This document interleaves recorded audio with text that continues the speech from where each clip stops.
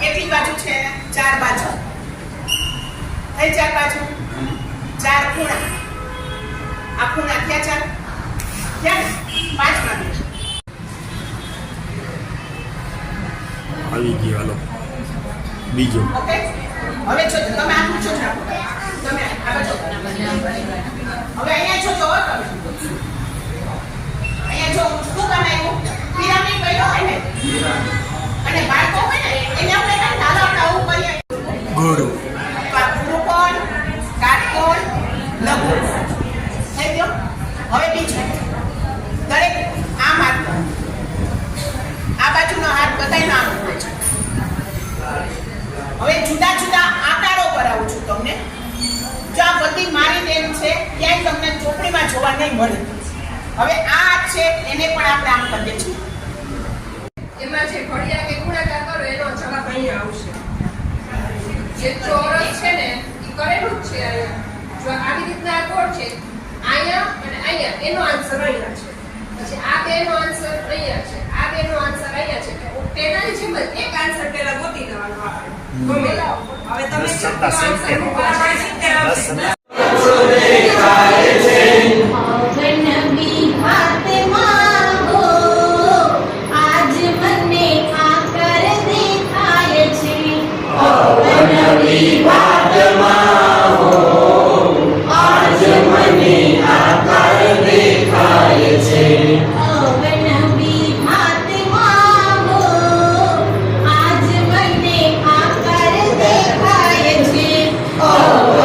Happy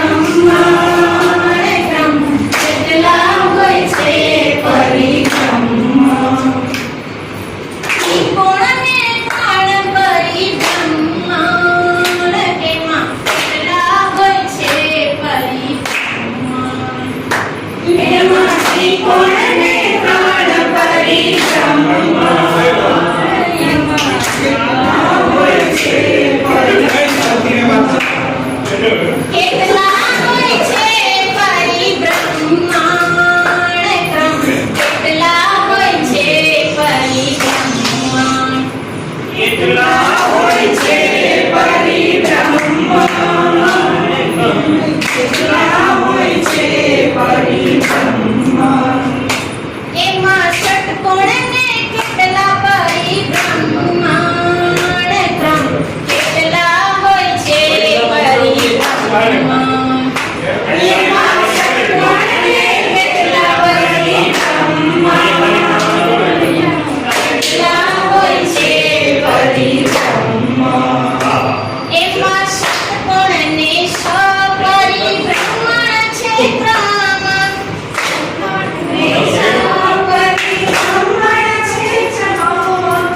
કેટલા હોય છે પરિબ્રહ્માંડ કેટલા હોય છે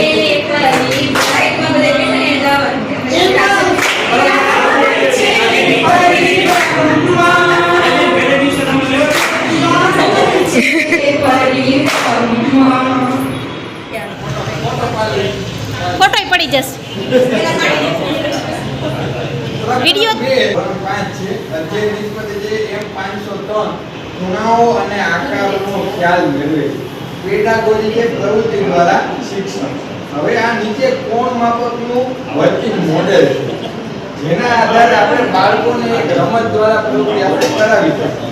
આપણે આવો ખૂણો એને આપશું અને પછી એને કહેશું કે આ કેટલાનો છે અનુમાન કરતો એટલે પેલો વિદ્યાર્થી અનુમાન તરીકે કહે છે 50 નો છે, બીજો કહે છે 30 નો છે, બીજો કહે છે 40 નો છે. પછી આપણે કોણ માપક થઈને માપશું આ ખૂણો જે આ ખૂણો હતો એ માપશું તો ખબર પડી જશે. તો 40 અંક થશે તો જે બાળકનો માપ સાચો હોય અથવા તો સાચાની નજીક હોય એ બાળક વિજેતા જાહેર થશે. પછી આપણે બાળકોને એ ક્રમ કેટલા હોય છે પરિબ્રહ્માંડ બોલો કેટલા હોય છે પરિબ્રહ્માંડ કેટલા હોય છે પરિબ્રહ્માંડ કેટલા હોય છે પરિબ્રહ્માંડ ક્રમ કેટલા હોય છે પરિબ્રહ્માંડ કેટલા હોય છે પરિબ્રહ્માંડ કેટલા હોય છે પરિબ્રહ્માંડ અવનવા આકારોને અવનવી ભાગ છે અવનવા આકારોને અવનવી વાત છે એમાં ચોરસ ને કેટલા પરિબ્રહ્માંડ ક્રમ કેટલા હોય છે પરિબ્રહ્માંડ એમાં ચોરસ ને કેટલા પરિબ્રહ્માંડ કેટલા હોય છે પરિબ્રહ્માંડ અવનવી સમિતિને અવનવી ભાગ છે અવનવી સમિતિને અવનવી વાત છે હવે નવા આકારોમાં વાત છે એમાં કેટલા હોય છે પરિબ્રહ્માંડ નવી વાત છે કેટલા હોય છે પરિબ્રહ્માંડ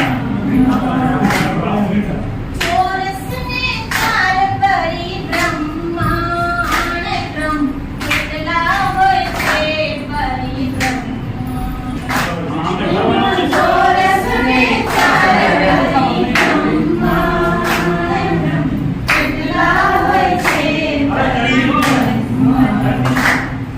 અવનવી સમિતિમાં અવનવી વાત છે અવનવી સમિતિમાં અવનવી વાત છે અવનવી સમિતિને અવનવી વાત છે અવનવી સમિતિને અવનવી વાત છે એમાં ત્રિકોણને કેટલા પરિબ્રહ્માંડ કેટલા હોય છે પરિબ્રહ્માંડ એમાં ત્રિકોણને કેટલા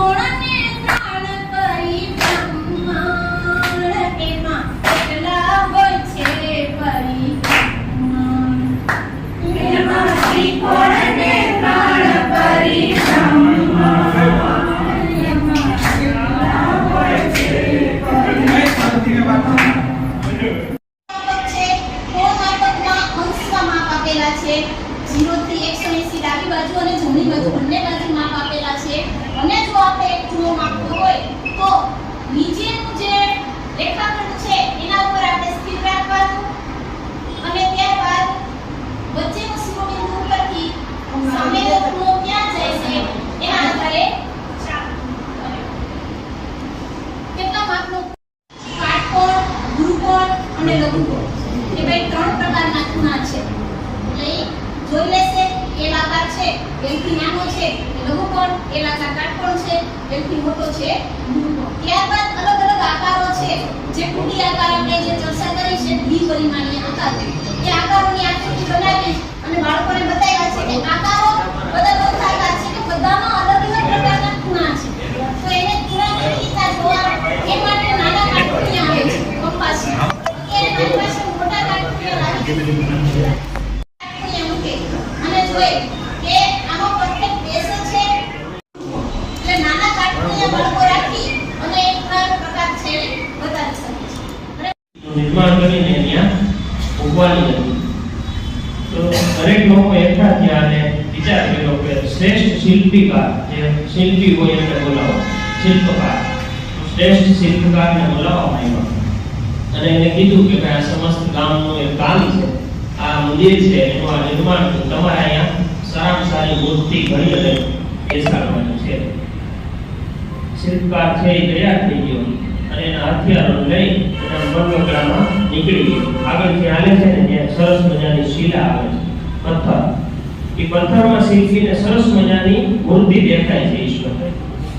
એટલે એ પોતાનું ટાંકણું હથોડી લઈ અને મંડે છે ટકટક કરી અને એમાં કોતરકામ કરવા, એમાંથી મૂર્તિનું નિર્માણ કરવા લાગે છે. જો એનો સમય સારો હોય છે અત્યારે પથ્થરનો, એટલે મૂર્તિ નિર્માણ કરવાની છે. સમય બલવાન है नहीं पुरुष बलवान, कापे अर्जुन रोटियो वही धनुष वही बाण.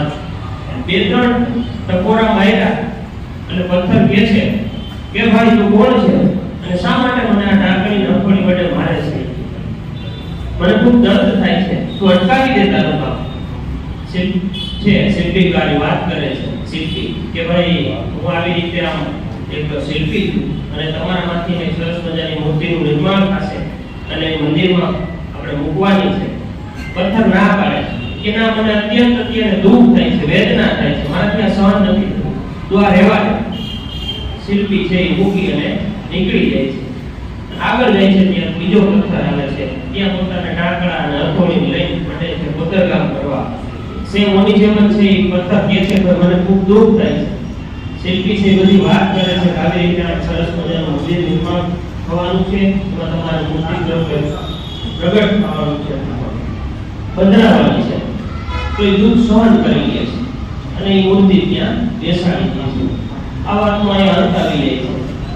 પછી કે ભાઈ બધા લોકો પગે રાખવા આવે ને એટલે શ્રીફળ વધારે, ત્યાં શ્રીફળ વધારતા હતા ત્યાં લાદી તૂટી ગઈ, એવું બધું થયું. એટલે ગામ લોકો ભેગા થયા, કીધું પણ આમ નહીં, આપણે બહાર બીજો પથ્થર મૂકી દઈએ, એ પથ્થર ઉપર છે એ બધાને શ્રીફળ વધારવાના. એમાં તો ગામ લોકોને નક્કી કરવાનું હતું. 2-4 જણા નીકળી ગયા, પથ્થર ગોતવા, ઓલો પથ્થર હાથમાં આવ્યો, કયો જે શિલ્પીને પહેલા આવ્યો જોયું એ પથ્થર લઈ અને બહાર બેસાડી દે છે ખાડો ખોદીને એમાં. અને બધા લોકો છે એ ત્યાં આવીને શ્રીફળ વધે છે. એક દિવસમાં જેટલી વખત, મહિનામાં, વર્ષમાં એવું ચાલુ દે છે. તે પોતાનું શિલ્પી છે એ દર્શન કરવા આવે છે. પગ જે પગરખા ઉતારે છે એ જગ્યાએ બરોબર બહાર એને પથ્થર જોવા મળ્યો અને આમ રડતો હોય એવી ભાષામાં કહે છે કે ત્યારે જે તારી વાત ભાઈની હોય તો અત્યારે મંદિરની અંદર ઊંડું હોય અને આ પથ્થર બીજી એક જગ્યાએ હોય.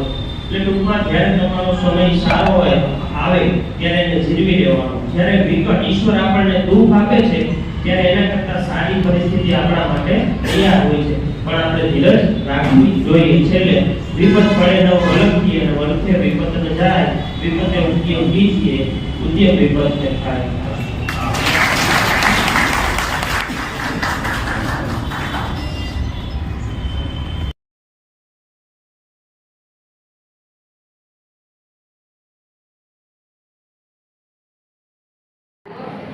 એના પેલા અવયવો લીધા છે બધાય, અવયવ લીધા છે.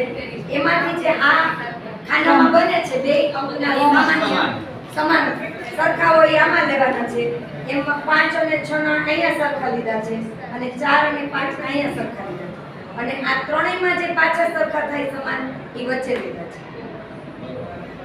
અને આ છે અવયવ વૃક્ષ. એટલે 36 લીધો છે તમે તો 36 ના કઈ રીતના અવયવ બને છે? સામાન્ય અવિભાજ્ય અવયવ બધામાં છેલ્લે સરખા જ આવશે. 2 3 2 3 2 2 3 3. 2 2 3 3 અને 2 2